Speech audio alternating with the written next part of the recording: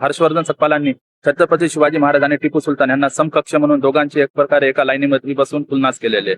छत्रपती शिवाजी महाराज आणि टिपू सुलतान यांची तुलना होऊ शकत नाही, ते एका लाईनीमध्ये बसू शकत नाही. कारण छत्रपती शिवाजी महाराजांनी शून्यातून विश्व निर्माण केलं. औरंगजेब जेव्हा इथल्या लोकांना मारत होता, त्यांचा धर्म परिवर्तन करत होता, नाही केलं तर त्यांना मारून टाकत होता, त्यावेळेस छत्रपती शिवाजी महाराजांनी स्वराज्य निर्माण केलं. प्रत्येक जनतेला सुरक्षित असं स्थान मिळवून दिलं.